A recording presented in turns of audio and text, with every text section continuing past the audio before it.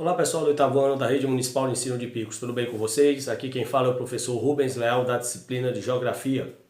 Gostaria de convidá-los a assistir a nossa aula de número 18, onde faremos uma retrospectiva de todo o conteúdo trabalhado nesse segundo bimestre do ano letivo de 2021. Você poderá acompanhar a aula de hoje no seu livro didático entre as páginas de número 61 e 143. Vamos nessa então? Então, pessoal, gostaria de remontar o mês de maio, quando começamos esse bimestre letivo. E no mês de maio, o primeiro conteúdo que nós vimos foram as diferentes formas de regionalização do mundo. Nós sabemos que a primeira e mais comum forma de regionalizar o mundo é através de continentes. América, Europa, África, Ásia e Oceania são os 5 continentes habitados. E ainda temos um 6º continente desabitado, que é a Antártida ou o Polo Sul. Mas existem outras divisões. Na época da Guerra Fria, por exemplo, os países eram organizados em países de primeiro mundo, que eram os países capitalistas desenvolvidos, países de segundo mundo, que eram os países socialistas, e países de terceiro mundo, que eram os países capitalistas subdesenvolvidos. Só que a Guerra Fria chegou ao fim no início dos anos 90 e hoje a divisão mais convencional, a regionalização mundial mais comum, classifica os países em países centrais ou desenvolvidos, que são os países ricos, com economia pujante, alta industrialização e produção tecnológica, países emergentes, que são países de economias medianas, e países periféricos ou subdesenvolvidos, que são os países de economias atrasadas de base primária, ou seja, que ainda dependem muito da agropecuária e do extrativismo. Os países centrais ou desenvolvidos, citaremos aqui Estados Unidos, Canadá, Alemanha, França, Itália, Nova Zelândia, Austrália, Japão. Os países emergentes, Brasil, Rússia, Índia, China, África do Sul, Coreia do Sul, Chile, Argentina e México. E os países subdesenvolvidos são a sua ampla maioria, né?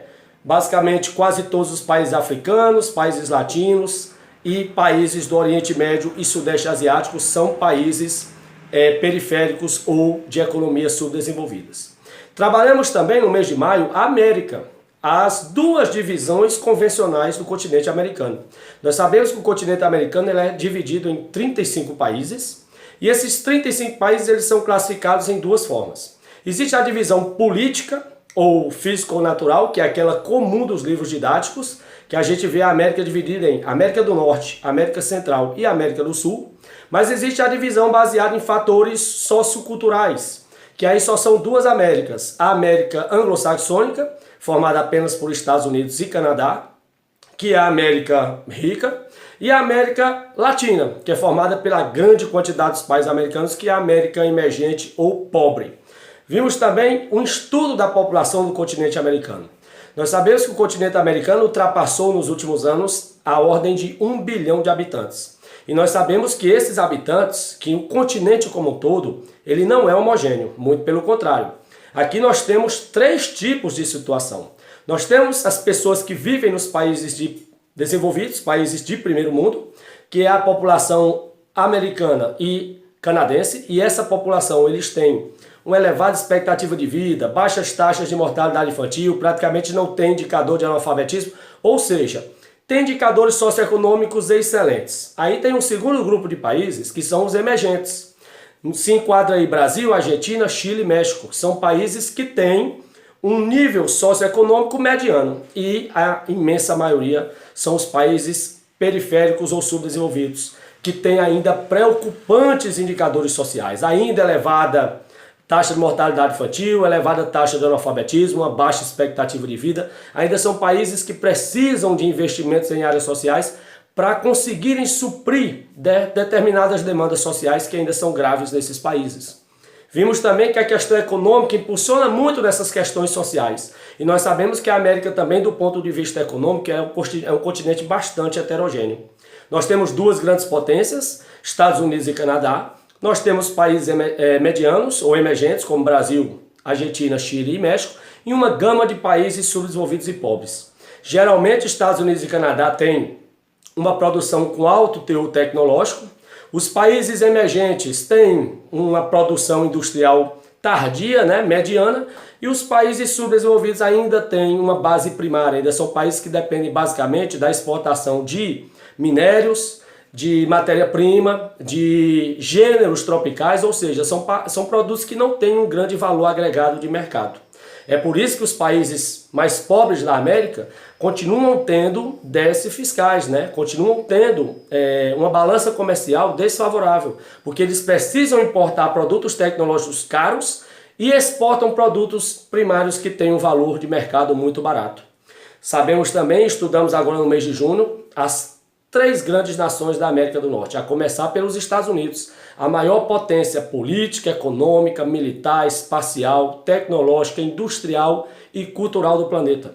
O maior PIB do mundo, tem o presidente que é o principal personagem do planeta Terra, dono de decisões importantes e que impactuam em vários países do mundo. Os Estados Unidos, que tem um amplo projeto espacial, é uma potência nuclear e militar, e tem uma economia pujante, né? Nós sabemos que os Estados Unidos são influência para vários países do mundo e adotam até uma política imperialista de domínio sobre outros países.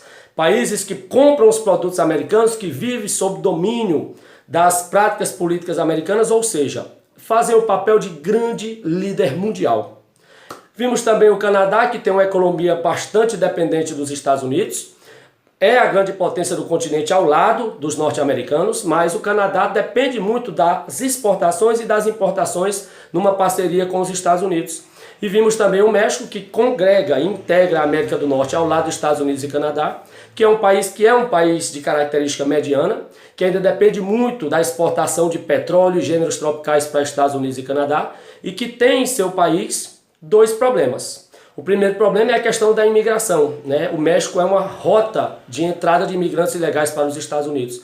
O outro é a quantidade de indústrias maquiladoras americanas instaladas na fronteira do lado mexicano para explorar a mão de obra mexicana e conseguir aumentar as margens de lucros. Então, muitos empresários americanos investem em empresas no México para aproveitar os benefícios, os subsídios que o governo mexicano dá, como matéria-prima barata, fonte energética barata, mão de obra barata e uma fiscalização trabalhista e ambiental deficitária. Então hoje o panorama entre México e Estados Unidos é basicamente esse. E esse foi um apanhado geral dos conteúdos que nós trabalhamos nesse segundo bimestre letivo do ano 2021. Até a próxima, se Deus quiser.